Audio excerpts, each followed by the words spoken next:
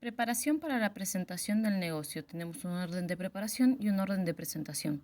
En primer lugar, vamos a hablar de los aspectos del negocio y no debe ser en más de 5 renglones y debe ser sintético. Después, en el segundo lugar, le vamos a dar curso al asesor y no debe hablar más de 60 segundos.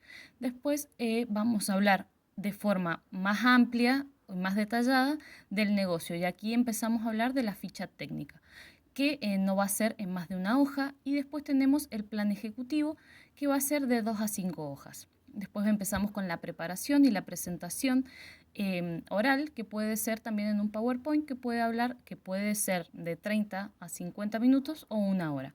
Luego tenemos el plan de negocio completo que va de 30 a 50 hojas y en este vamos a detallar cómo logramos el plan de negocio desarrollando cada uno de los aspectos. Vamos a hablar también de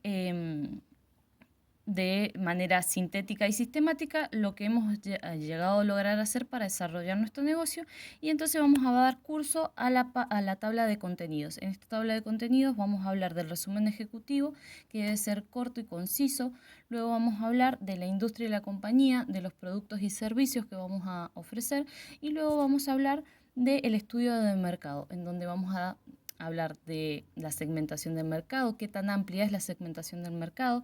Vamos a hablar de las variables económicas como los costos fijos, los costos variables, el margen económico. Después vamos a hablar de los intereses contrapuestos como el cash flow. Vamos a hablar también del marketing, el marketing, el plan de publicidad, cómo vamos a hacer para atraer esas personas, dónde va a estar la ubicación del negocio.